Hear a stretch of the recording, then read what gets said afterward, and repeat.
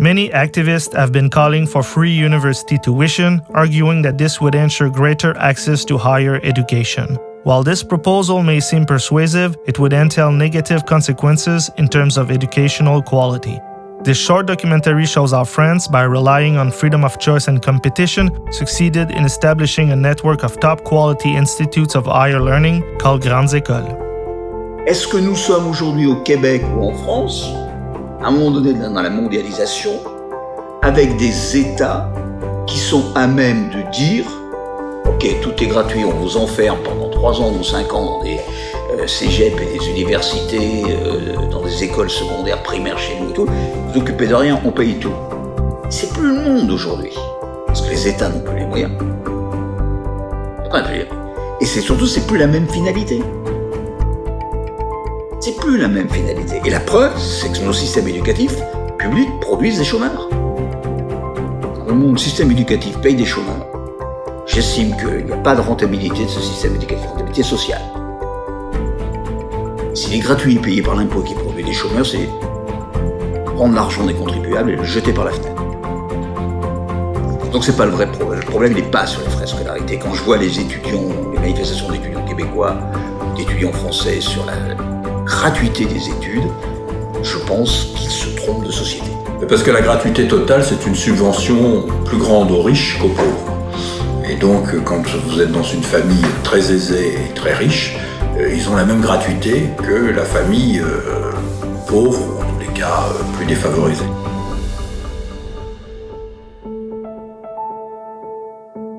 Comme vous le savez, le système français, il y a à la fois des universités qui sont publiques et puis des écoles qui sont pour certaines publiques, on l'oublie très souvent, mais qui sont pour certaines privées, et pour d'autres, il y a même une autre catégorie qui sont les écoles qu'on appelle consulaires, c'est-à-dire qui dépendent des chambres de commerce et d'industrie. En gros, voilà les différentes catégories. Le total des grandes écoles aujourd'hui en France, c'est 200 dont 40 écoles de management, 140 écoles d'ingénieurs et une vingtaine d'écoles que l'on va qualifier de autres. 40% des diplômes de master en France sont délivrés par des grandes écoles. 40%. Donc c'est pas une petite minorité. C'est aujourd'hui presque la moitié. Et globalement, sans dire que l'université n'est pas toujours de bonne qualité, ce sont les diplômes les plus reconnus sur le marché. L'avantage qu'on a ici en France, je crois, c'est qu'on a les deux systèmes en parallèle. On a le système public et aussi on a le système des grandes écoles, avec un peu de communication entre les deux.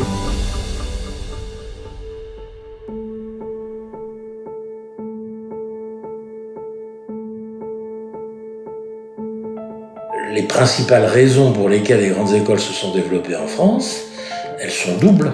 La première, c'est qu'elles recrutent d'une manière concurrentielle. Il y a des concours, on n'est pas admis d'emblée.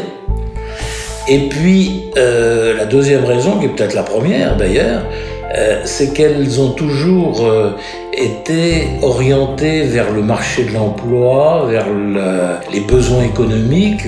Nos formations sont toujours, comme on dit ici, professionnalisantes.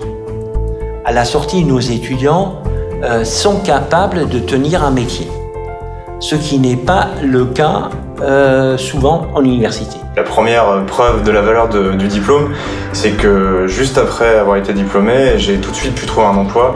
Et personnellement, pour avoir fait une école de commerce avant, j'ai vraiment eu le sentiment qu'on prenait un peu plus de sérieux quand je disais que je sortais de l'EM de Lyon que ma précédente école.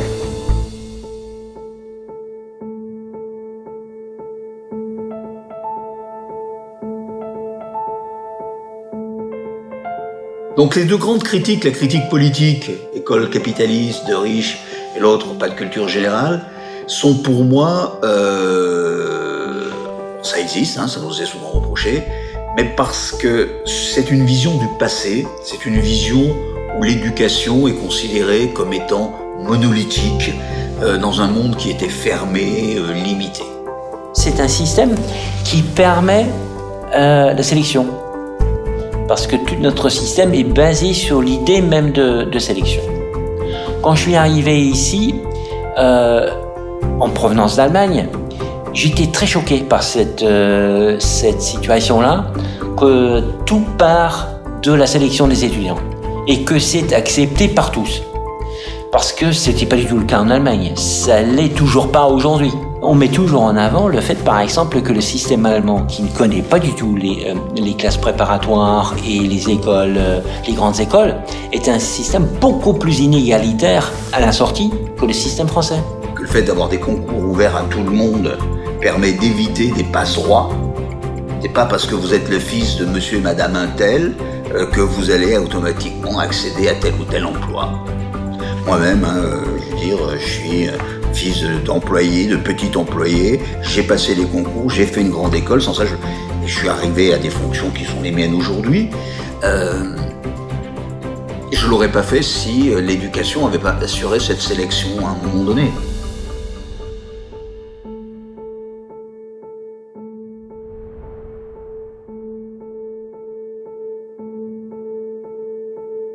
Historiquement, il n'y a jamais, je dis bien jamais refusé quelqu'un. Pour des raisons financières. Moi, j'en ai jamais vu. On est dans le zéro absolu parce qu'il y a un certain nombre de solutions qui sont proposées à des élèves issus de milieux défavorisés. Il y a une fondation auprès des grandes écoles, notamment à HEC, mais dans d'autres endroits aussi, qui donne des bourses à des étudiants. Il y a les bourses de l'État, il y a la bourse Fondation Lyon aussi qui m'aide.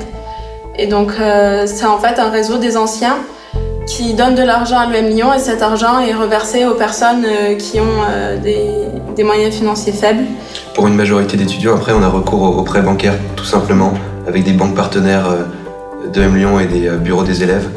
Et finalement, ce qu'on se dit, c'est que le prêt, il est à taux très favorable pour nous, puisque le taux d'employabilité après, pour nous, étudiants de cette école, il est très bon et les banques ont confiance et veulent nous garder. J'ai des prêts sur le dos, etc. Mais je sais que voilà, 5 ans après, ce sera fini et puis ça en vaut vraiment la peine, je pense.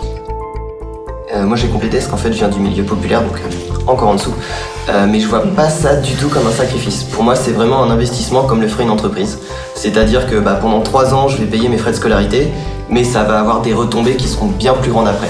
Si on raisonne rationnellement en temps de retour sur investissement, ces écoles les préparent de telle sorte qu'en quelques mois, elles ont entièrement le retour des frais d'investissement sur la scolarité et avec des salaires qui sont très supérieurs à ceux d'autres formations qui auraient été gratuites.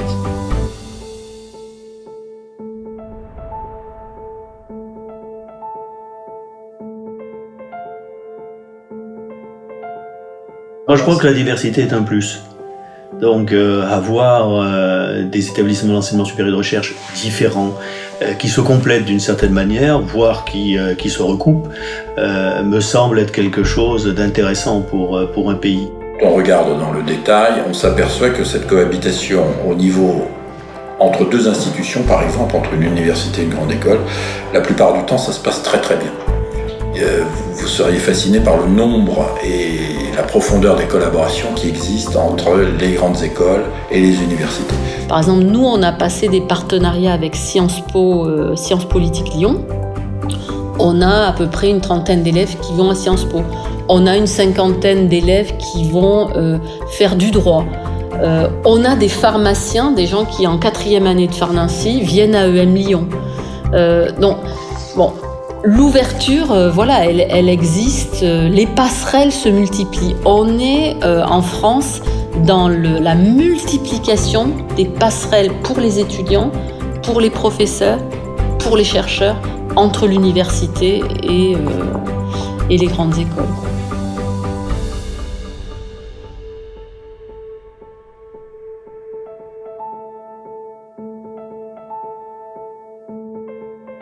Ce qui marque la situation du Québec, c'est que depuis 15 ans, peut-être 20 ans, on est entré dans une sorte de définancement ou sous-financement chronique, pernicieux et grandissant.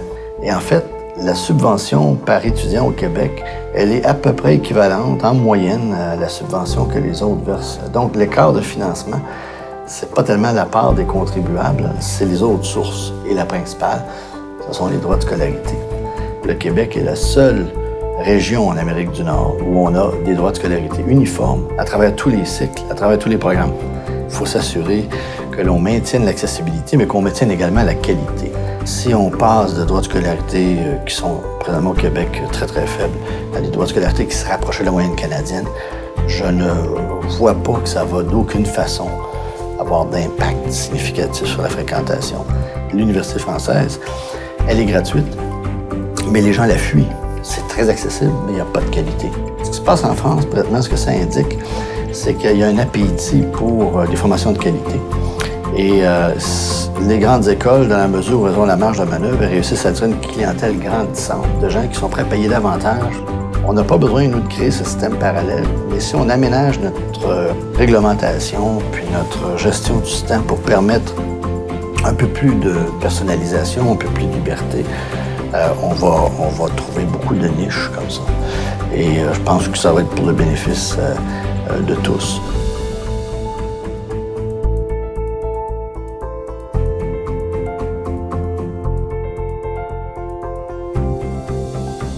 C'est là que le bas blesse, je pense, au Québec. C'est que la structure de dominance gouvernementale, si on veut, dans le système universitaire québécois, nuit à l'ensemble des universités.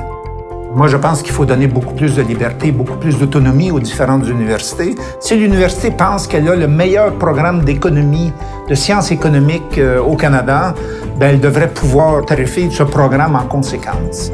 Je pense que les grandes écoles peuvent se développer à l'intérieur des universités. En autant qu'on enlève le carcan des universités où on leur interdit de faire ça.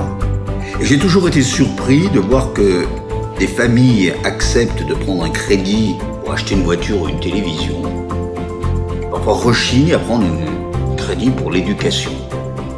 Pour moi, j'ai envie de dire, je comprends pas bien, parce qu'il y a une sorte de consommation parfois un peu bébête qui est celle de la télé ou de la voiture.